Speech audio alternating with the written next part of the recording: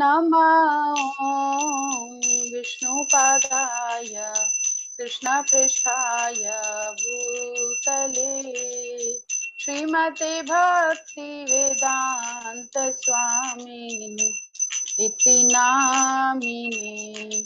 नमस्ते सरस्वते देवे गौरवाणी प्रचारिणे निर्विशेष शून्यवादी पाश्चात्य देशतारिणी। जय श्री कृष्ण चैतन्य प्रभु नित्यानंद श्री अद्वैत गदाधर श्रीवासादि गौर भक्तवृंद। हरे कृष्णा कृष्णा कृष्णा हरे हरे हरे राम राम राम हरे हरे हरे कृष्णा कृष्णा कृष्णा हरे हरे हरे राम राम राम हरे हरे हरे कृष्णा कृष्णा कृष्णा हरे हरे हरे राम राम राम हरे हरे हरे कृष्णा कृष्णा कृष्णा हरे हरे हरे राम राम हरे हरे हरे कृष्णा कृष्णा कृष्णा हरे हरे हरे राम राम हरे हरे हरे कृष्णा कृष्णा कृष्णा हरे हरे हरे राम राम राम हरे हरे राधा श्याम सुंदर राधा श्याम सुंदर राधे राधा दामोदर राधा दामोदर राधे कृष्ण बलराम जय जय वृंदावन धाम। जय जय प्रभुपाद जय जय प्रभुपाद जय जय गुरुदेव जय जय गुरुदेव।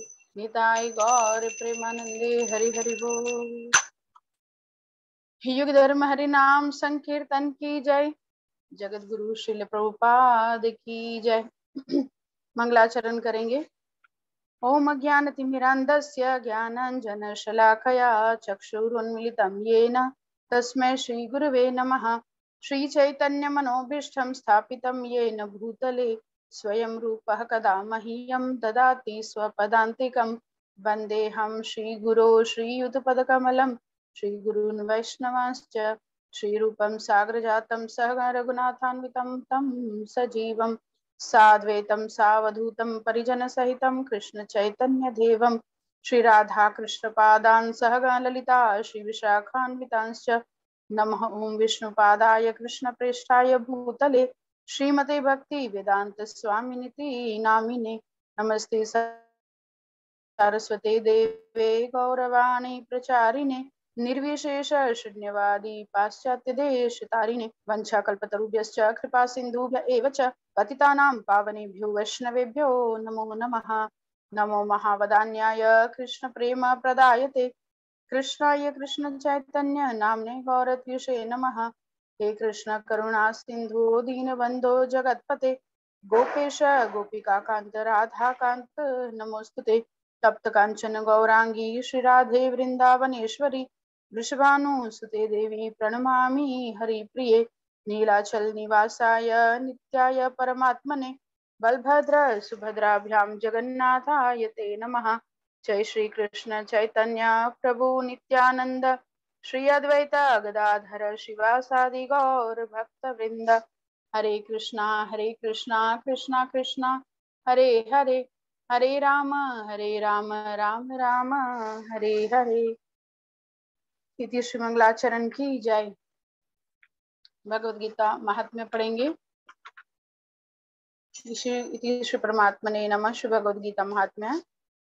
गीता शास्त्रमिदं पुण्यं यः पठेत् प्रयतः पुमान् विष्णुपदं वाप्नोति भयशोकादिवर्जितः।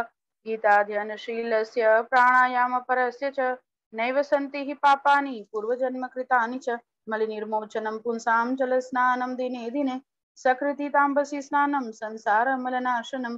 गीता सुगीता कर्तव्या किमन्ये शास्त्रविस्तरे या स्वयं पद्मनाभस्य मुखपद्माद्विनिसृता। भारतामृत सर्वस्वं विष्णुवक्त्राद्विनिसृतं। गीता गंगोदकं पीत्वा पुनर्जन्म न विद्यते। सर्वोपनिषदो गावो दोग्धा गोपालनंदन। पार्थो वत्स सुधीर्भोक्ता दुग्धं गीतामृतं महत्। एकं शास्त्रं देवकी पुत्र गीतम् एको देवो देवकी पुत्र एव। एको मन्त्रस्तस्य नामानि यानि कर्माप्येकं तस्य देवस्य सेवा। हरे कृष्णा कृष्णा कृष्णा हरे हरे, हरे राम राम राम हरे हरे। सभी का बहुत बहुत स्वागत। मुझे स्क्रीन पे दिख रहे हैं हेमू जी, भक्त वशिष्ठ जी, सोनाली माता जी और प्रेम प्रिय पद्मा माता जी। सभी का बहुत हृदय से स्वागत। आप लोग बहुत कीमती समय दे रहे हैं अपने जीवन का भगवान श्री कृष्ण की वाणी को समझने के लिए। तो सभी का बहुत बहुत धन्यवाद आने के लिए। शैल वी स्टार्ट माता जी? यस माता जी। Thank you so much. तो हम थे 4th चैप्टर। गुरु गौरांग की कृपा से हमने प्रीवियस क्लास में देखा कि 3rd and 4th चैप्टर का कनेक्शन क्या है। और अब भगवान शुरू कर रहे हैं बोलना। श्री भगवान उवाच इमं विवस्वते योगम। जो दिव्य ज्ञान की बात हो रही है, दिव्य ज्ञान चैप्टर का नाम भी है, दिव्य ज्ञान के विषय में बात हो रही है। तो भगवान सबसे पहले ये ज्ञान कितना ज्यादा इंपॉर्टेंट है और कितना पुराना है उसके बारे में बताएं, जो हमने प्रीवियस क्लास में डिस्कस किया कि उन्होंने सबसे पहले सूर्य विवस्वान को बताई, फिर उन्होंने अपने पुत्र ईश्वाकु, और ऐसे आगे बढ़ी है परंपरा। सेकंड श्लोका में भगवान कहते हैं कि दिव्य ज्ञान गुरु परंपरा से प्राप्त होता है, और जब वो परंपरा खंडित हो जाती है, खंडित कैसे होती है इसके ऊपर भी हमने प्रीवियस क्लास में चर्चा किया। खंडित होना अर्थात उसमें जो भगवान ने कहा था वो मर्म ना रहकर लोगों ने, जितने लोग बोलते गए, अपना अपना एडिशन करते गए, तो ऐसे परंपरा खंडित हो जाती है। व्यामिश्रित इंस्ट्रक्शंस वाले भगवत गीता बन गई। तो उसको ठीक करने के लिए भगवान ने वापस से इस परंपरा को जोड़ने के लिए अर्जुन जी से शुरू करते हैं। 3rd श्लोका में वो बताते हैं अर्जुन जी की क्वालिफिकेशंस, कि क्यों भगवान उनसे अपना हृदय खोल के बात कर रहे हैं। भगवान ने भगवत गीता योग में स्थित होकर बोली है, और वो क्यों बता रहे हैं अर्जुन जी को, क्योंकि वो भगवान के मित्र और भक्त हैं। और अर्जुन जी अब भगवान आगे कुछ बताएं उससे पहले अर्जुन जी कुछ क्लियर कर रहे हैं। वो क्यों अभी क्लियर कर रहे हैं? ताकि लोगों को वास्तव में पता चले कि भगवान भगवान है, और भगवान जो दिव्य ज्ञान बताने जा रहे हैं उसको ध्यान से सुने। अर्जुन जी प्रश्न पूछते हैं 4थे श्लोका में कि आप और मैं तो सेम एज के हैं, और सूर्य विवस्वान तो बहुत साल पहले हुए, तो मैं कैसे मान लूं कि आपने उन्हें, कैसे समझू कि आपने उन्हें उपदेश दिया था। ये तात्पर्य में प्रभुपाद ने लिखा है कि उन लोगों के लिए प्रश्न किया गया है जो लोग भगवान की भगवत्ता पर विश्वास नहीं करते हैं, या असुरी लोग जो भगवान की भगवत्ता को नहीं जानते हैं, उनके लिए प्रश्न किया है। 5वें श्लोका में भगवान बताते हैं कि तुम्हारे और मेरे अनेक जन्म हो चुके हैं, लेकिन तुम भूल जाते हो और मुझे याद रहता है। और भगवान को क्यों याद रहता है? क्योंकि भगवान का जो शरीर है, भगवान शरीर परिवर्तन नहीं करते हैं, और भगवान का शरीर और आत्मा अलग भी नहीं है, वो दोनों ही सच्चित आनंदमयी है। जैसे हमारी आत्मा तो भगवान का अंश है, तो वो भी सच्चित आनंद है, बट हमारा शरीर जो है वो भौतिक तत्वों से बना है और वो नश्वर है। तो हमारे शरीर परिवर्तन के साथ शरीर से जुड़ी हुई सारी चीजों को हम भूल जाते हैं, बट भगवान के साथ ये नहीं होता है। 6 नंबर श्लोका में भगवान बताते हैं कि मैं अजन्मा तथा अविनाशी हूँ, और यद्यपि मैं समस्त जीवों का स्वामी हूँ, तो भी प्रत्येक युग में मैं अपने आदि दिव्य स्वरूप में प्रकट होता हूँ। और फिर 7 और 8 नंबर श्लोका में भगवान अपने प्रकट होने का अर्थ बताते हैं, जहाँ पे हम अटके थे, क्योंकि यहाँ पे बहुत सुंदर एक एक्सप्लेनेशन है, बहुत समझने वाली बातें हैं। इतने सारे धर्म क्यों हैं ये भी हमको पता चलेगा इस डिस्कशन में। तो 7 और 8 नंबर श्लोका के बाद फिर भगवान अपने जन्म और कर्म की बात बताते हैं, और फिर वितराग भय क्रोधा वाले श्लोका से भगवान का ये जो 1 से 10 नंबर श्लोका है उसमें जो था कि दिव्य ज्ञान जो है, transcendental knowledge about Krishna, Divya ज्ञान भगवान श्री कृष्ण के विषय में, यह ब्रेकडाउन हमारा समाप्त होगा।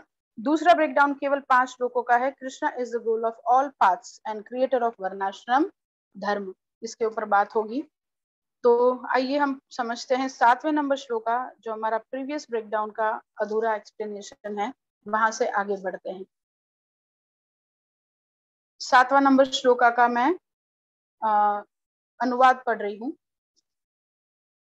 हे भरतवंशी, जब भी और जहां भी धर्म का पतन होता है और अधर्म की प्रधानता होने लगती है, तब तब मैं अवतार लेता हूँ। बहुत समझने वाली बात है इस श्लोका में।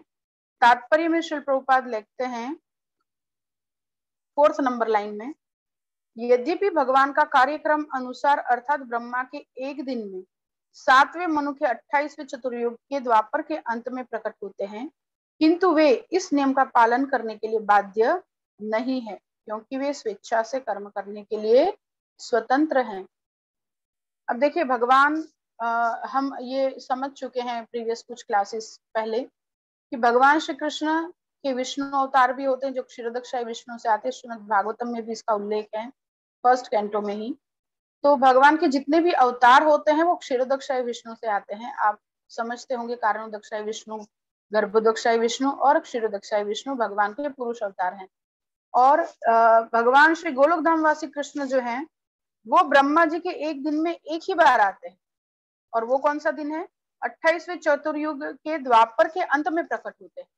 तो ये गोलोक धामवासी कृष्ण, और हम बहुत लकी हैं कि अभी 5000 साल पहले जो भगवान श्री कृष्ण पधारे थे वो गोलोक धामवासी कृष्ण भी थे।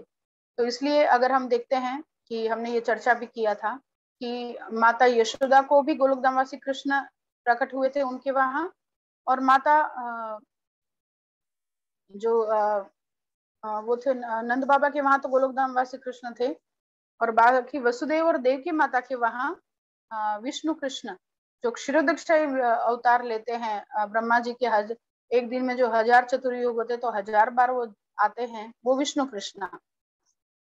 और ये गोलोक धामवासी कृष्ण, तो उसके नेक्स्ट जो कलयुग आता है उसमें चैतन्य महाप्रभु के रूप में भगवान आते हैं।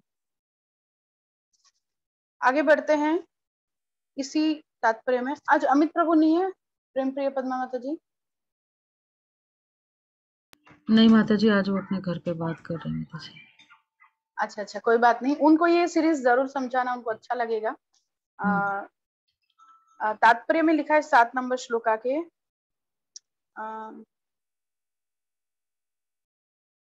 19 या 20वीं लाइन हो सकती है।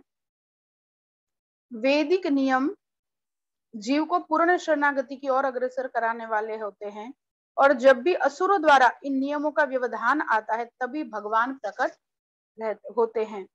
श्रीमद् भागवत पुराण में से हम जानते हैं कि बुद्ध कृष्ण के अवतार हैं, जिनका प्रादुर्भाव उस समय हुआ जब भौतिकतावाद का बोलबाला था और भौतिकतावादी लोग वेदों को प्रमाण बनाकर उसकी आड़ ले रहे थे। यद्यपि वेदों में विशिष्ट कार्यों के लिए पशु बलि के विषय में कुछ सीमित विधान थे, किंतु आसुरी वृत्ति वाले लोग वैदिक नियमों का संदर्भ दिए बिना पशु बलि को अपनाए हुए थे। भगवान बुद्ध इस अनाचार को रोकने तथा अहिंसा के वैदिक नियमों की स्थापना करने के लिए अवतरित हुए। अतः भगवान के प्रत्येक अवतार का विशेष उद्देश्य होता है, और इन सब का वर्णन शास्त्रों में हुआ है। यह तथ्य नहीं है कि केवल भारत की धरती में भगवान अवतरित होते हैं, वे कहीं भी और किसी भी काल में इच्छा होने पर प्रकट हो सकते हैं। वे प्रत्येक अवतार लेने पर धर्म के विषय में उतना ही कहते हैं जितना उस परिस्थिति के जन समुदाय विशेष समझ सकता है, लेकिन उद्देश्य एक ही रहता है, लोगों को इस भावना भावित करना तथा धार्मिक नियमों के प्रति आज्ञाकारी बनाना। कभी वे स्वयं प्रकट होते हैं तो कभी अपने प्रामाणिक प्रतिनिधि को अपने पुत्र या दास के रूप में भेजते हैं, या वेश बदलकर स्वयं ही प्रकट होते हैं। ये पूरा पैराग्राफ को आप ब्रैकेट बना के हाईलाइट कर सकते हैं, जितना भी ये अभी लाइंस मैंने पढ़ी हैं। इसमें बहुत सुंदर ये जो आजकल के लोगों को क्वेश्चन हो सकता है ना कि कितने सारे धर्म लोगों ने बना दिए हैं, ये तो लोगों के द्वारा बनाए हुए धर्म, इतने सारे धर्म की आवश्यकता क्या है? तो ये अलग अलग धर्म नहीं है, ये सब रिलीजन है। धर्म तो एक ही है, सनातन धर्म। और ये बुद्ध अवतार और शंकराचार्य ये सब क्या थे उसके विषय में जानते हैं। देखिए, श्रीमद् भागवत पुराण से हम जानते हैं कि बुद्ध कृष्ण के अवतार हैं। तो ये कैसे हुआ? देखिए, भगवान की जो व्यवस्था है उसमें सतयुग, त्रेता, द्वापर और कलयुग। तो कलयुग को आना था, लेकिन जब परीक्षित महाराज जैसे राजा हो और धर्म का बोलबाला हो और लोग जहां पर धर्म को ही फॉलो करते हो, वेद को ही फॉलो करते हो, तो वहां पे कलयुग का प्रवेश बिल्कुल पॉसिबल नहीं है। तो कलयुग ने क्या किया? कलि जब सोच रहा था कि अरे यहाँ पे तो सब वेदों को ही फॉलो कर रहे हैं, तो जब तक वेद को जीवन में अपनाया जाए तो कलयुग आएगा कैसे? तो उन्होंने क्या किया? अपने एक एक अंश से ब्राह्मणों के घर में जन्म लिया, क्योंकि लोग ब्राह्मणों को फॉलो करते थे, ब्राह्मण से पूछते थे कि इस बारे में वेद क्या कहता है, उस बारे में वेद क्या कहता है। लोगों के जीवन में वेदों का बड़ा महत्व था। तो उन्होंने क्या किया? एक एक अंश से हर एक के घर में, मतलब ब्राह्मणों के घर में जन्म लिया। और वहीं जो कली के अंश से जो ब्राह्मण पुत्र सो कॉल्ड द्विज बंधु जो बड़े हुए, और उन्होंने क्या किया कि वेदों को प्रमाण बनाकर, अब जब वेदों में पशु बलि की कहीं कहीं पे जो बातें कही गई है, पशु बलि हम समझ चुके हैं कि वो क्या है। पहले के जमाने में जो ब्राह्मण लोग थे वो शास्त्र के कुछ मंत्र को बोल के यज्ञ अग्नि प्रकट करते थे, माचिस से नहीं जलाई जाती थी। और वो अग्नि को पहले किसी पशु पे ट्राई किया जाता था, और वो बूढ़ा वृद्ध पशु होता था, और उसको विकास प्रक्रिया में गुजरे बिना ही, आप जानते हैं कि 84 लाख योनियां हैं, और सब एक के बाद एक उत्क्रांति क्रम में आती हैं कि पहले ये योनि मिलती है, फिर जलचर की, फिर थलचर की, फिर नभचर की, इस प्रकार से फिर रेप्टाइल्स की योनि मिलती है, फिर चतुर्पगी उसकी योनि मिलती है। तो ये सारे उत्क्रांति क्रम, ये पूरा बहुत लेंदी है, 2.25 करोड़ साल लगते हैं ये 84 लाख योनियों को पार करने में। तो ये पूरा उत्क्रांति क्रम को क्रॉस करके वो डायरेक्ट भक्ति कर सके, उस योनि में आ सकते हैं। तो उस पशु के लिए भी सही है। और इस प्रकार से वेदों में जो पशु बलि का कहीं कहीं पे विधान है, उसी को इतना हाईलाइट कर दिया कि देखो, वेद ही कहते हैं कि पशु बलि कर सकते हैं। तो लोगों ने, अपनी भौतिकतावादी जो विचारसरणी वाले लोग थे, उन्होंने तो अपनी इंद्रिय तृप्ति के लिए पशु बलि को बढ़ावा कर दिया है ना। कभी सकाम कर्म के रूप में कि भी बलि देने से भगवान प्रसन्न होते हैं, या कभी खान पान, कैसे भी उन्होंने पशु बलि को वेदों में बताया गया है ऐसे करके उनको फॉलो करना शुरू किया। अब इतनी हिंसा बढ़ गई, तो ऐसे में तो देखिए दया का ही स्तंभ कट गया, तो समझ में नहीं आ सकता धर्म की किसी बात को। तो भगवान को बुद्ध के रूप में अवतार लेना पड़ा। भगवान बुद्ध जो है, उन्होंने क्या बोला कि भगवान भी नहीं है, वेद भी नहीं है, अहिंसा परमो धर्म, यानी कि अहिंसा ही सबसे ऊपर का धर्म है, हिंसा बंद करो। क्योंकि इतने हिंसक लोग बन चुके थे, इतने पापी प्रकृति के हो चुके थे कि इस चेतना में भगवान के विषय में कोई कुछ सुनने की तैयारी नहीं रखता, बोलते तो भी समझ में नहीं आता। तो इसलिए कभी कभी जहाँ पे इस्कॉन की क्लासेस चलती है या सत्संग कीर्तन चलते हैं, तो लोग बोलते हैं कि माता जी आप खान पान पे या ब्रह्म मुहूर्त में उठना या इन सब पे क्यों जोर देते हैं, सीधा सीधा भगवत गीता की बात हो रही, भगवत गीता की बात करो। लेकिन प्रभुपाद भी यही कहते थे कि जब तक आप सतोगुण तक नहीं आएंगे, तब तक भक्ति से रिलेटेड चीजें समझ में ही नहीं आएंगी। जैसे अगर किसी को मतलब फ्लाइट पकड़नी है, यहाँ से हम नीचे जमीन पे खड़े, हमको आसमान में फ्लाइट दिख रही है, लेकिन उसको कैच करना है आपको, अगर फ्लाइट को बोर्ड करना है तो आपको एयरपोर्ट पे जाना पड़ेगा। उसी प्रकार से भक्ति में जो जीवन है वो दिखता बहुत सरल है, सब ग्रंथ भी अवेलेबल है, मंदिर भी अवेलेबल है, सत्संग कीर्तन भी अवेलेबल है, लेकिन भक्ति को अपने जीवन में इम्बाइब करने के लिए, उसको अडॉप्ट करने के लिए हमको सतोगुण के लेवल तक आना पड़ेगा। क्योंकि भक्ति सतोगुण भी नहीं है, भक्ति सतोगुण से भी ऊपर शुद्ध सत्व है। तो मिनिमम लायकात है भक्ति को अगर ग्रास्प करना है अपने जीवन में तो मिनिमम क्वालिफिकेशन है सतोगुण तक आना। तो बुद्ध भगवान ने ये बताया अहिंसा परमो धर्म, यानी कि हिंसा मत करो।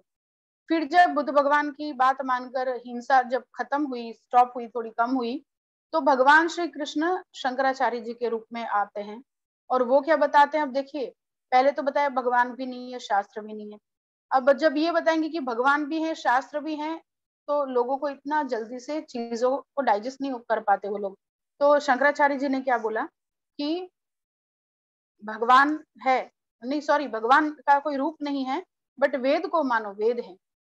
और बहुत सुंदर एक स्तोत्र है जो उन्होंने अपने जीवन के अंतिम उसमें बताया था। भजे व्रजे कमंडनम समस्त पाप खंडनम स्वभक्त चित्तरंजनम। ऐसे करके बहुत सुंदर है कि उन्होंने लास्ट में ये बताना चाहा था अपने भक्तों को कि भगवान श्री कृष्ण अपने साकार रूप में स्वयं भगवान है, लेकिन तब तक तो उनके जो डिसाइपल्स हैं वो लोग निराकार में ही इतने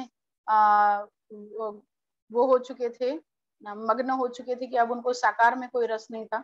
तो शंकराचार्य जी ने ये बताया कि भगवान का कोई साकार रूप नहीं है, लेकिन वेद हैं, शास्त्र हैं, उसको मानना चाहिए। तो एक स्टेप जनता को आगे लाए वो, और उसके बाद आते हैं जैसे मुगलों और उन सब का बहुत ज्यादा अत्याचार हो गया था कि मंदिरों को ध्वस्त किया जा रहा था, वेदों को खत्म किया जा रहा था। तो उन्होंने उनको बचाने के लिए हर एक ब्राह्मण ने ही अपने घर से एक एक पुत्र दिया था कि इसको लड़ाई झगड़ा करके मतलब ये मुस्लिमों को और मुगलों के सामने लड़ सके। तो उन्होंने फिर यही से सिख धर्म की स्थापना हुई। और जब वो लोग क्योंकि लड़ाई करके आए थे, और पहले के जमाने में तो कैसा था कि एक ब्राह्मण अगर किसी बाहर वाले के घर का पानी भी पी लिया तो अब वो अछूता हो गया, मतलब उसको फिर वो लोग अपने ब्राह्मण समाज में एक्सेप्ट नहीं करते थे। तो उन्होंने फिर अपने ही जो अपने ही घर के बच्चे को निकाला था उनको ही उन्होंने एक्सेप्ट नहीं किया। तो यहाँ से सिख धर्म की स्थापना हुई। हालांकि गुरु महाराज जी हर बार बहुत बार अपने प्रवचन में कहते हैं कि हम हमारे सिख भाइयों के बहुत आभारी है जिनके कारण हमारा धर्म आज जीवित है। तो ऐसे सिख धर्म हुआ। फिर चैतन्य महाप्रभु आते हैं और चैतन्य महाप्रभु आकर क्या बताते हैं कि भगवान भी हैं, उनका रूप भी है, और उनकी भक्ति भी है, और वेद भी है, शास्त्र भी है। तो इस प्रकार से ये पूरा सीरीज है कि कलयुग को आना था तो उसने अपने अंश से ब्राह्मणों के घर में जन्म लिया, जिन्होंने वेदों में पशु बलि को हाईलाइट किया कि वेदों में पशु बलि अलाउड है। और इस प्रकार से पशु बलि इतनी बढ़ गई कि हिंसा ही हिंसा होती थी। उस हिंसा को स्टॉप करने के लिए, क्योंकि तब शास्त्र के विषय में बोलना और वेद का ये पार्ट ऐसे समझा गया, वेद का ये पार्ट ऐसे समझा गया, इस कॉन्ट्राडिक्शन में पड़े बिना, क्योंकि वैसे भी लोग हिंसक हो चुके थे तो उनको समझ में नहीं आने वाला था, उनकी चित्तें इतनी गिर गई थी। तो उनको एक लेवल से ऊपर लाने के लिए भगवान बुद्ध बन के आते हैं और बुद्ध भगवान ये बताते हैं कि हिंसा नहीं करनी। उसके बाद शंकराचार्य जी आते हैं जो हाफ ट्रुथ बताते हैं कि वेदों को मानो, भगवान का भले कोई रूप नहीं है, वो मायावाद से बने हैं एक्सेट्रा एक्सेट्रा, बट एक स्टेप ऊपर लाते हैं शंकराचार्य जी के रूप में।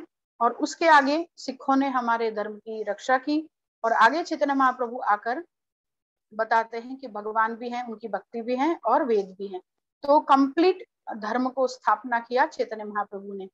और इस प्रकार से वे प्रत्येक अवतार लेने पर धर्म के विषय में उतना ही बताते हैं जितना कि उस परिस्थिति के जन समुदाय विशेष समझ सकता है। जैसे एक माँ है जो डॉक्टर है, बट उनका बच्चा अभी सीनियर केजी या जूनियर केजी में है, तो माँ को तो हालांकि सब कुछ आता है, लेकिन उस बच्चे को उतना ही बताएगी जितना वो समझ सकता है।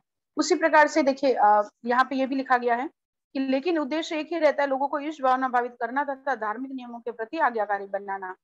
कभी वे स्वयं प्रकट होते हैं तो कभी अपने प्रामाणिक प्रतिनिधि को, जैसे जीसस क्राइस्ट क्या बोलते हैं, I am the son of the Lord, मैं भगवान का पुत्र हूँ। और पैगंबर क्या बोलते हैं, मोहम्मद पैगंबर की आई एम द मैसेंजर, पैगंबर बोलते हैं मैसेंजर को, I am the messenger of the Lord. किसी ने ये नहीं बोला कि मैं भगवान हूँ। और वो लोग कितना बताते हैं, जितना उस समय के जन समुदाय समझ सकते हैं। जैसे मुसलमानों के लिए 5 पत्नी का कायदा किया, या 4 पत्नी का जो उन्होंने एक लिमिट बांधा, या तो हलाल का खाना है मांस, ये सब उनको छूट नहीं है एक्चुअली, ये मिनिमाइज करने के लिए, क्योंकि वो लोग कोई दिन नहीं देखते थे और हर दिन कैसे भी काट काट के मांस को खा रहे थे, तो उसको मिनिमाइज करने के लिए उनको बोला आपको हलाल का खाना है। हलाल का मांस आप सबको पता है क्या होता है, कोई आइडिया किसी को? नहीं माता जी। ओके, हलाल का मांस बोलते हैं मुसलमानों में, वैसे हलाल का मांस ही खाने की छूट है। हलाल का मांस बोलते हैं कि बकरे को या किसी उसको काटने से पहले उसके कान में बोला जाता है कि इस जन्म में मैं तुमको मार रहा हूँ, अगले जन्म में तुम मुझे मार के खाना। तो इस प्रकार से 3 बार उसके कानों में बोला जाता है, फिर उसको काटा जाता है। तो इसको हलाल का मांस बोलते हैं, वो खाने की छूट है। अब आप बोलेंगे इसमें नया क्या है? इसमें नया ये है कि ये तो शास्त्र की बात है ही है कि अगर कोई किसी जीव को मारता है तो वही जीव फिर उसको मारता है, मतलब जैसी करनी वैसी भरनी। तो वो जब जितनी बार उसको मांस खाना पड़ेगा उतनी बार उसके कान में बोलना पड़ेगा। तो ये जितनी बार बोलेगा उसका कभी तो अंतरात्मा जागेगी कि मैंने, अच्छा मांस खाने का मजा कितनी देर, आधा घंटा, 1 घंटा, लेकिन उतने में वो जीव इसको नेक्स्ट बर्थ में मारेगा। तो कितने जीवों को उसने खाया, कितनी बार उसको मरना पड़ेगा। हमको अगर एक मृत्यु से डर लगता है तो इतने मृत्यु हमको प्राप्त होने पड़ेंगे तो हमको कितना कष्ट होगा। जिस दिन उसकी आंख खुल जाएगी वो मांस खाना छोड़ देगा।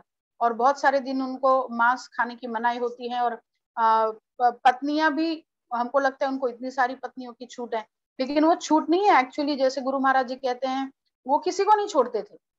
उनके लिए हर कोई पत्नी के दृष्टि से वो हर किसी को देखते थे। तो उस काम वासना वाली दृष्टि को सीमित करने के लिए भगवान ने उनको, मतलब ये उनकी सेटिंग में मोहम्मद पैगंबर लोगों ने, जो मुसलमान है, उन्होंने क्या बताया कि इसको इतना मिनिमाइज करो, यानी कि हर किसी को काम वासना की दृष्टि से मत देखो।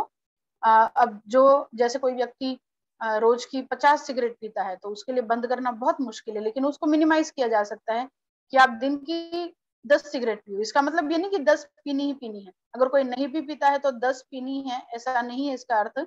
इसका अर्थ ये कि जो 50 डेली की पीता है वो 10 पे आए, फिर 10 से 5 पे, फिर 5 से वो 2, और फिर एक, और फिर वो बंद कर सकता है। तो उसको मिनिमाइज करने के लिए वो बताते हैं। और प्रामाणिक प्रतिनिधि या पुत्र या दास के रूप में भेजते। और जैसे यहाँ पे लिखा है कि अवतार लेने पर धर्म के विषय में उतना ही कहते हैं जितना कि उस परिस्थिति में जन समुदाय विशेष समझ सकता है।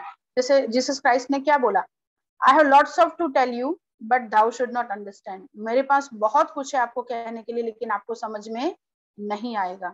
तो इस प्रकार से ये बहुत सुंदर श्लोका है। यहाँ पे हमको पता चलता है कि धर्म की कैसे हानि होती है और कैसे भगवान उसको स्टेप बाय स्टेप सेट करते हैं। जैसी जन समुदाय की मेंटालिटी होती है उसके साथ कॉम्प्रोमाइज करते हुए भगवान कैसे वापिस से सबको इस भावना भावित के स्टेज पर ला देते हैं।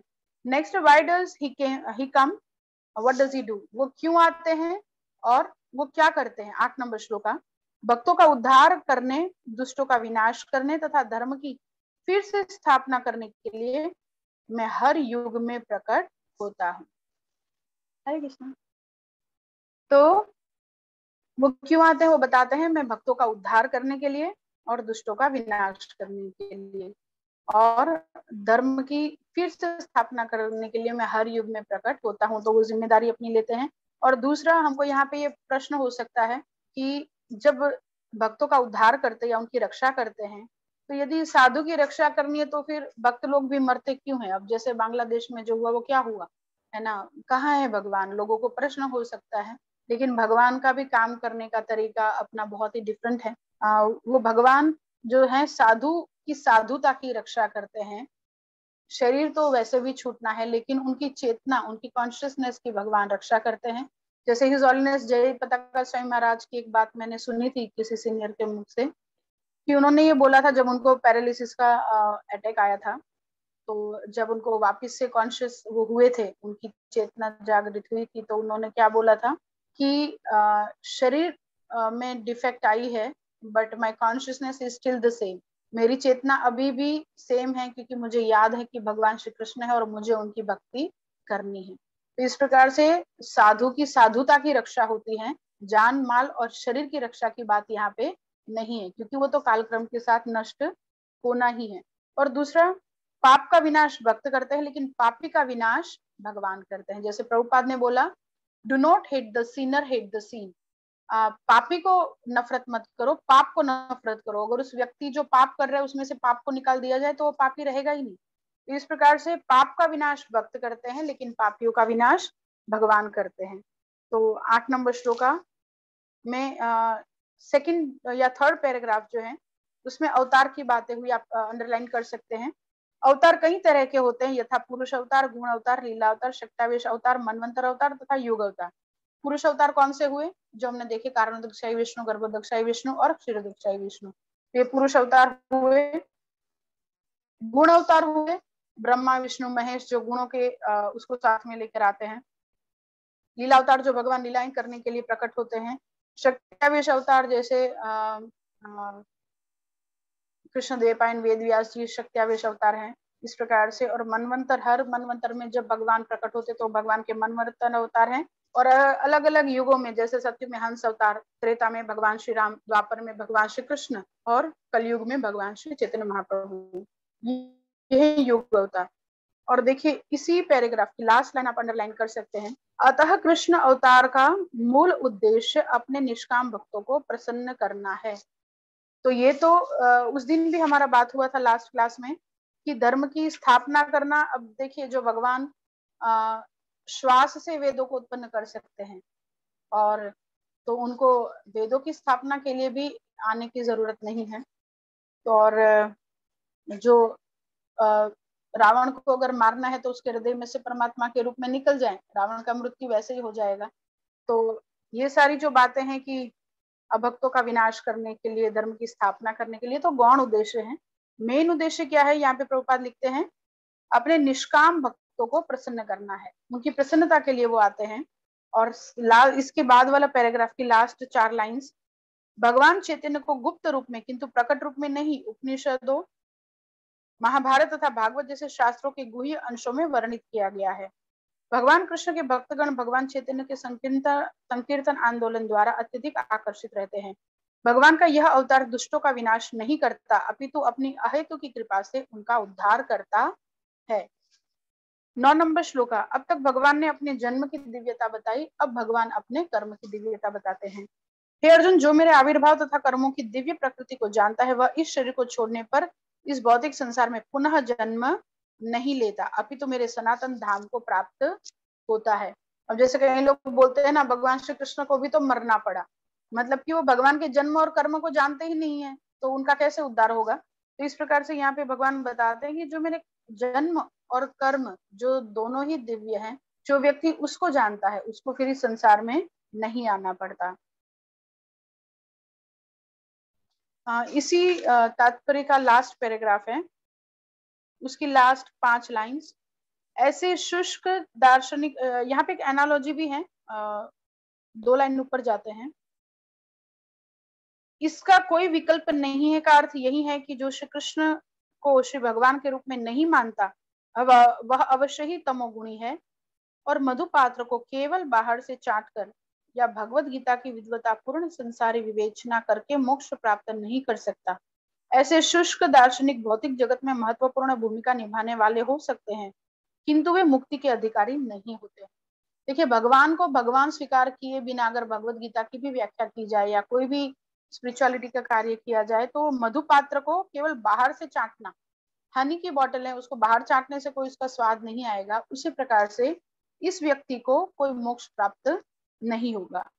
और ऐसे लोग भौतिक जगत में महत्वपूर्ण भूमिका निभाने वाले हो सकते हैं, मे बी वो बड़े उद्योगकर्ता हो सकते हैं या बहुत बड़े डॉक्टर या इंजीनियर या कवि हो सकते हैं, बट वो मुक्ति के अधिकारी नहीं होते। ऐसे अभिमानी संसारी विद्वानों को भगवत भक्त की अहित की कृपा की प्रतीक्षा करनी पड़ती है। जो ऐसे लोग हैं जो भक्त नहीं है लेकिन ऐसे अपनी बहुत एरिस्टोक्रेट फैमिली से हैं या कुछ भी उनका कोई बड़ा रोल है इस भौतिक जगत में, लेकिन वो मुक्ति के अधिकारी नहीं होते हैं और उनको मुक्ति के लिए किसकी प्रतीक्षा करनी पड़ती है, भगवान के या भगवान के भक्त की अहेतु की कृपा। जैसे प्रभुपाद को किसी ने पूछा था यूएस, मतलब बाहर के किसी कंट्री से, कि प्रभुपाद हमने तो कोई ऐसा पुण्य नहीं किया, तो फिर हमको भक्ति कैसे मिली। तो प्रभुपाद ने बताया कि तुमको मेरी कृपा से ये भक्ति मिली है। और संत की कृपा कैसी होती है, अकारण कृपा होती है उनकी, कोई उनका रीजन नहीं होता है कृपा करने का, बस वो कृपालु हैं इसलिए कृपा करते हैं। 10 नंबर श्लोका, आसक्ति, भय तथा क्रोध से मुक्त होकर मुझ में पूर्णतया तन्मय होकर और मेरी शरण में आकर बहुत से व्यक्ति भूतकाल में मेरे ज्ञान से पवित्र हो चुके हैं। इस प्रकार से उन सबों ने मेरे प्रति दिव्य प्रेम को प्राप्त किया है।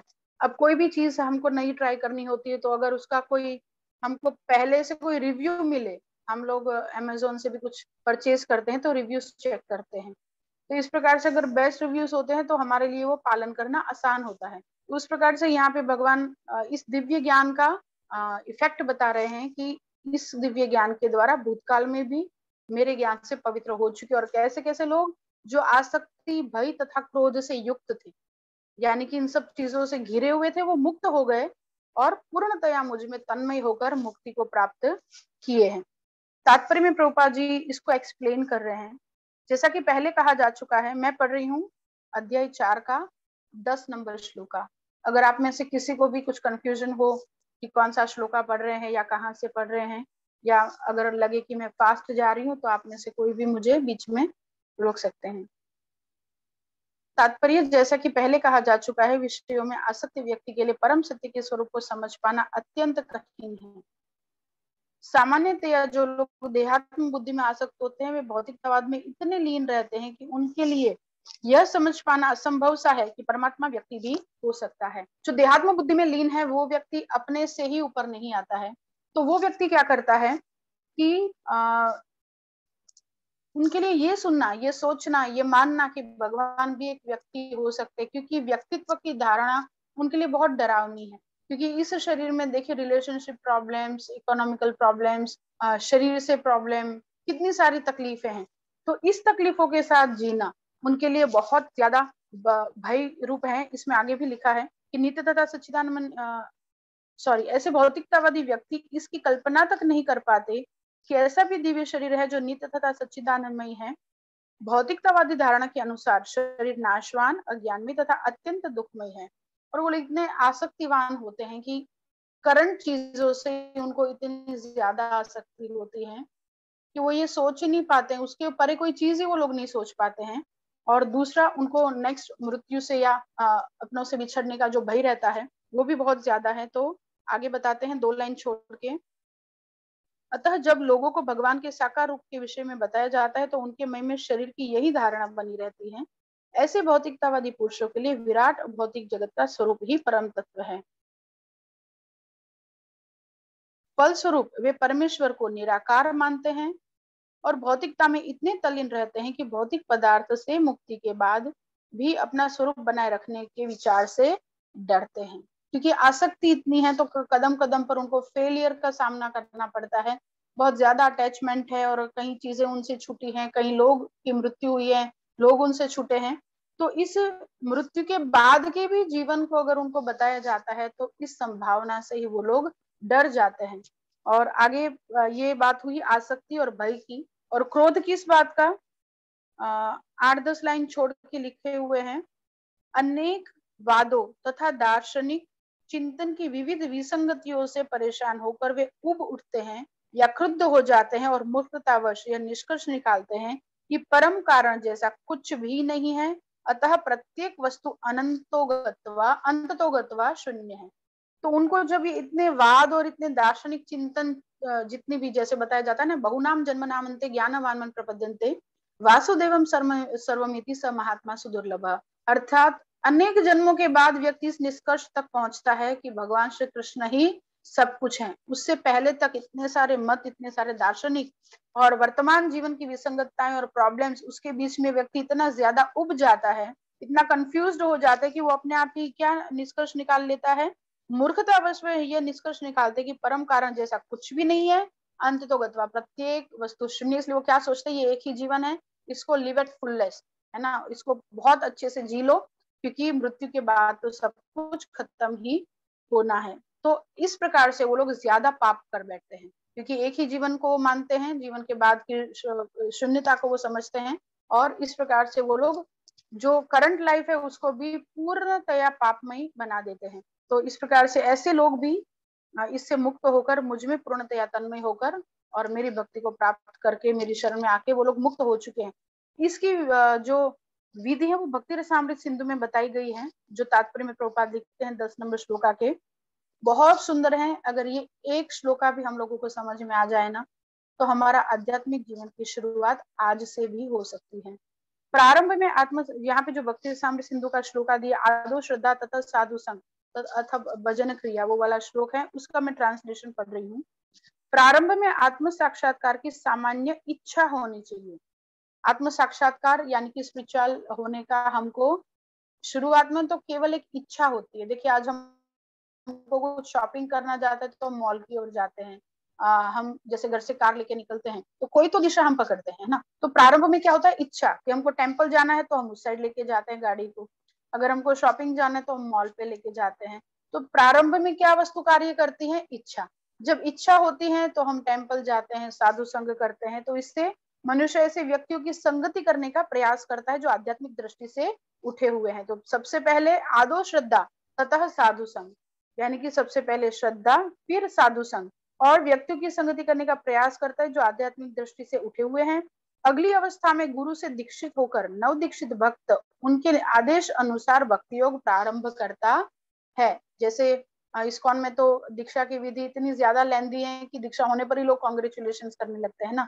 लेकिन भगवत गीता में भी लिखा है और सभी शास्त्रों में लिखा है कि दीक्षा होना या गुरु धारण करना तो एक एडमिशन लेने जैसा है, पढ़ाई तो पूरी बाकी है। तो उस प्रकार से सबसे पहले वो गुरु तक जाते हैं और उसके बाद दीक्षित होकर उनके आदेश अनुसार भक्ति योग प्रारंभ करते हैं। शुरुआत तो तब होती है एक्चुअली। और देखिए रामायण में भी बताया गया है, संत समागम हरि कथा तुलसी दुर्लभ दो, शुद्ध धारा और संपत्ति पापी के भी हों। अर्थात जीवन में दुर्लभ क्या है, यूएस में अपना खुद का बंगलो होना, या इंडिया में बहुत अच्छी कॉलोनी में अपना घर होना, या अच्छी वाइफ होना। तो ये सब चीजें दुर्लभ नहीं है। दुर्लभ क्या है, संत समागम हरि कथा, संतों को हमारे जीवन में मिलना, और फिर उसके बाद जो हरि कथा मिलती है।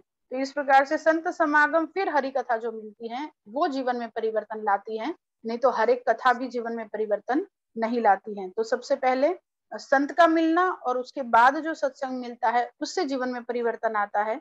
तो बाद में जो भक्ति योग होता है, इस प्रकार सदगुरु के निर्देश में भक्ति करते हुए वह समस्त भौतिक आसक्ति से मुक्त हो जाता है, उसके आत्म साक्षात्कार में स्थिरता आती है।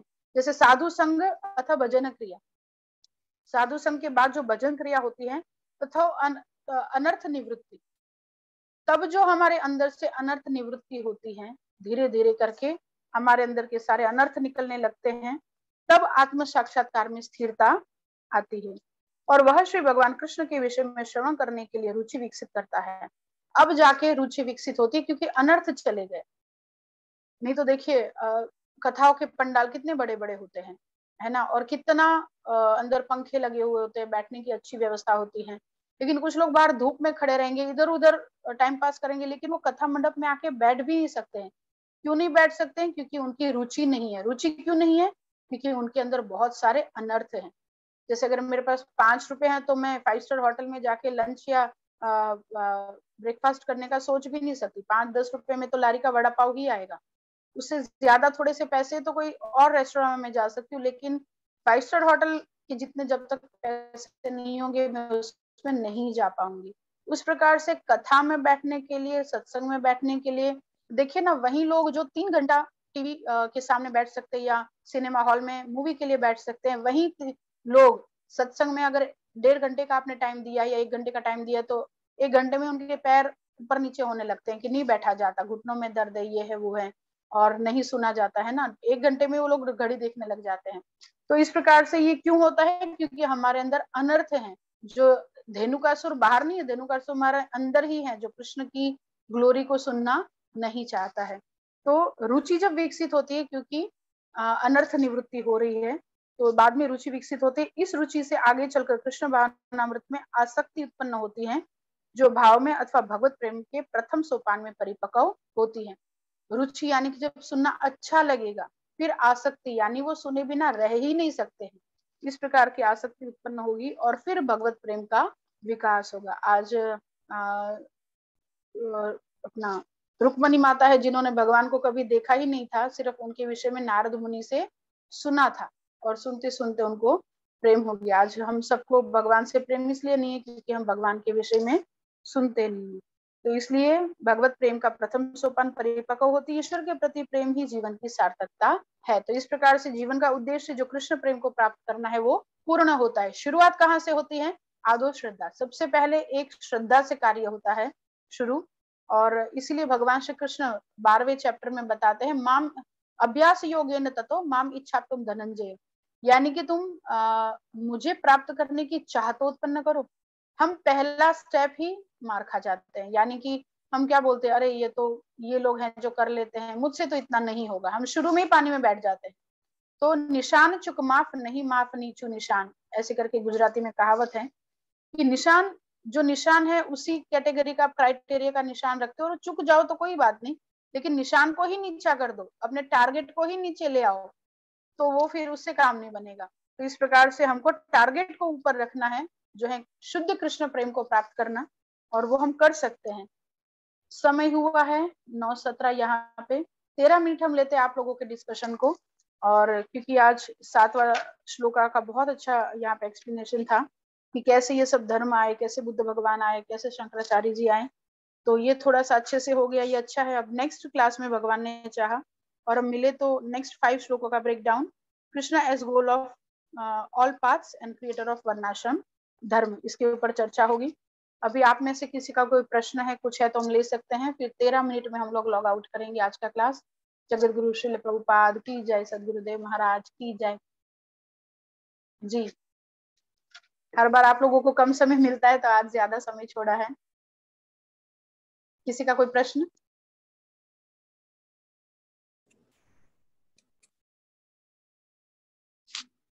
Yes. Hare Krishna, Hare Bol. Danvat Pranam, Mataji. Danvat Pranam, Mataji. I was listening to your conversation about Radha Krishna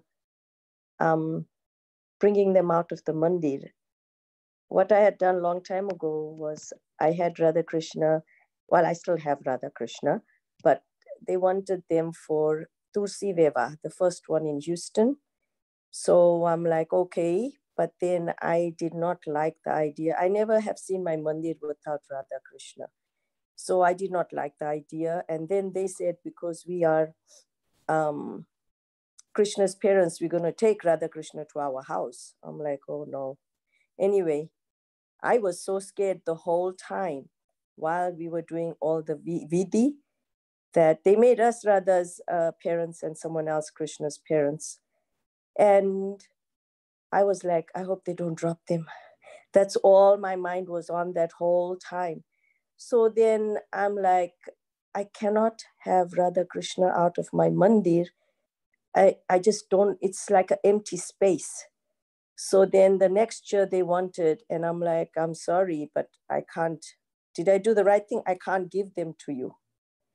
Because I get so scared that they're not going to be looked after. I don't know, but I cannot. This is your attachment towards your deities. Yeah, I can't let them go out of the mandir. So is that a wrong thing to do? No, whatever you have done, Mataji, that is out of your affection you did. And the main thing is, whenever you are keeping deities at home, please try to keep your standard high as much as you can. What do you mean by standard high? In what way? Standard high means at least minimum standards कि हमको उनकी कैसे सेवा पूजा करनी है, how to offer them, how to treat them, because sometime we are keeping, बोलते हैं ना कि भाव तो बहुत है हमारा, but वो हमारे व्यवहार में नहीं आता है ना? Until our love will reciprocate in our actions, it's not of use. And if I'll keep on saying, I love you, Hemuji, but when you'll ask for a glass of water, I'll reply, oh, leave it now, I love you so much. So it's not true now. So standard high means to serve deities at our level best. क्योंकि गृहस्थ में रहते हुए temple standards को follow करना, it's quite difficult, but at least we should improve our standards. So we have to balance between our bhav and the actual etiquette towards the deity services. शुद्धि के नियमों का पालन करना, and उनको सर्व करना, उनकी सेवा करना, उनकी आरती करना, उनको भोग लगाना, और उनकी क्लीनलीनेस का ध्यान रखना। आज गुरु महाराज प्रभुपाद का भी एक बहुत सुंदर कोट था few days before कि हमको भगवान को बेस्ट चीजों को ऑफर करना चाहिए। ऐसा कभी कभी हमारे लिए तो सोने के गहने होते हैं पहनने के लिए, बट भगवान मतलब लकड़ी के सिंहासन पर बैठे हुए हैं। कहीं पे मैंने बहुत सुंदर पढ़ा था कि अगर आपके पास सोने के सिंहासन का आपका स्टैंडर्ड है तो आप चांदी पे मत बिठाइए। अगर आपका चांदी का सिंहासन भगवान के लिए लेने का आपका सामर्थ्य है, if you are capable to get golden throne for your Lord Krishna, your deities, so don't go for silver. And if you are having capacity of having silver, then don't go for wooden, है ना? तो अपने standard Right. से high रख। Okay. Not Okay. Only monetary, पैसे की बात नहीं है, अपना भाव, अपनी सर्विस। मतलब भगवान तो 4 बजे उठ जाते हैं और हम अगर 6 बजे उठ के उनकी सेवा पूजा करते तो दैट्स आल्सो नॉट गुड। तो भाव को और वैष्णव मतलब डीटी सेवा एटिकेट दोनों को बैलेंस करना है। Okay. Okay. इसके लिए पंचरात्रक विधि है, आप सीनियर्स को भी पूछ सकते हैं। अगर आपके कोई ऐसे प्रश्न हो तो प्रेम प्रिय पद्मा माता जी को भी आप वो कर सकते हैं, वो मुझे बता देगी तो मैं और आपको स्टैंडर्ड्स बता सकती हूँ कि कैसे क्या करना चाहिए। इवन मंदिर का जो वो होता है ना कि कैसे मंदिर को सेटअप करना है, उसके भी स्टैंडर्ड्स होते हैं। विष्णु तत्व सब ऊपर, पहला तो मंदिर हमारा नाभि से नीचे नहीं होना चाहिए, नाभि से ऊपर Right. होना चाहिए। कई Right. बार हमारे डीटीज के मतलब डीटीज हमारे नीचे होते हैं और हम खड़े खड़े पूजा कर रहे होते हैं, दैट्स नॉट गुड। और विष्णु तत्व सारे ऊपर की रो में रहते हैं, फिर उसके नीचे डी मतलब डेमीगॉड वर्शिपिंग आती है और उसके नीचे गुरु तत्व वगैरह रहते हैं। तो ये भी एक रहता है स्टैंडर्ड। हरि बोल। Okay. Yeah. Yeah. Okay. Hari bol. Thank you, Mataji. Welcome. जय Prabhupada. Another question? So Mataji, Barsana Rani here. So Hare when Krishna we Mataji, Dhanvat Pranam. Dhanvat Pranam, Mataji. So when we have a deity at home, we have to worship the same way we worship in the temple, right? We should try. Right. Same So way is like, not exactly same way is not possible, but we should keep it high as much as we can. okay. At least So, Shuddhi standards, cleanliness. So हम लोग deity को every Ekadashi में अभिषेक करके कपड़े बदलते हैं because we cannot do every day, you know, so it is okay because we cannot do every day. Then we I'm sorry, cannot go Mataji, for but it's temple service, you know, if we do at home every day, abhishek and everything, it take time, you know. okay. It is taking time, Mataji, because we are not having practice of doing it daily. If we keep it doing daily, then it won't take more time. Just say, even I also have DTs at home.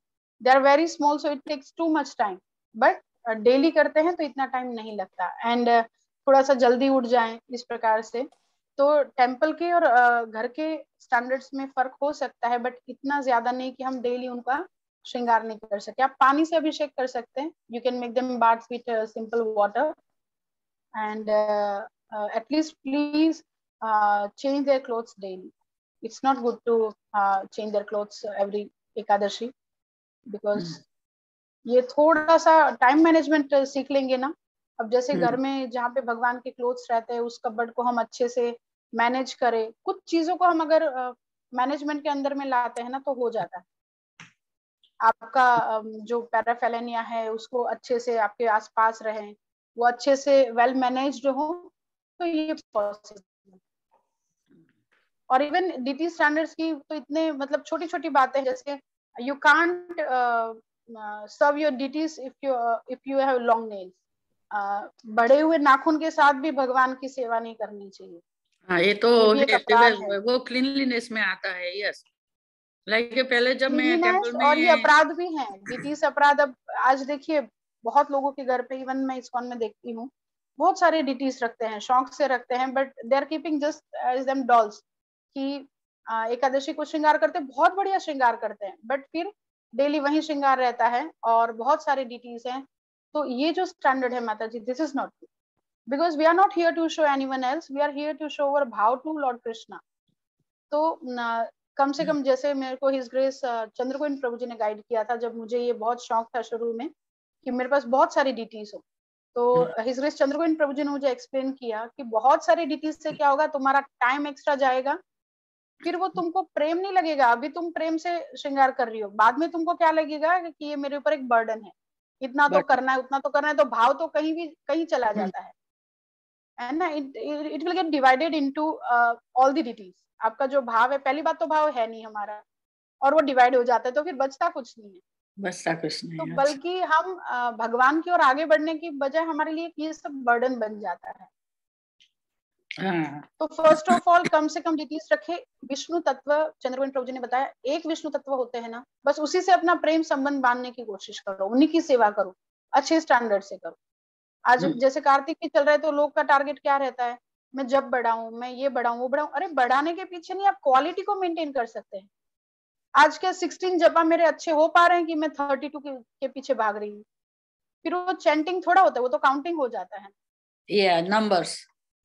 Numbers फिर वो counting हो जाता है, chanting नहीं रहता है। तो sometime we should not run after the quantities, we should run after the quality. And we are not in competition of anyone else, we are in competition with ourselves, कि what I was yesterday and what I am today, कि मेरी भावना कल कहाँ पर थी, आज मैं कहाँ पर हूँ। I am in competition with myself, not with anyone else. अच्छा, आप तो इतने जप करते हैं, आप तो इतने सारे डिटेल्स रखते हैं, मुझसे मुझे कोई लेना देना नहीं है। हाँ, मैं आपसे इंस्पायर हो सकती हूँ, but I am not in the competition. Yeah, we have थोड़ा सा हो जाता है। one small Laddu Gopal, and we have a small Radha and Krishna. Very well, same like me. Okay. मेरे पास भी यही है। बट माता जी, I would request you to please try, at least try, क्योंकि आप ट्राई करेंगे तो आप एक दिन जरूर सफल होंगे। और देखिए, मंदिर के विग्रह पर हम डिपेंड होते हैं, और हमारे घर के विग्रह हम पे डिपेंड होते हैं। तो उनको तो हमको समय पे खिलाना, समय पे नहलाना, और टेम्पल सेवाएं भी हमको डेफिनेटली करनी है।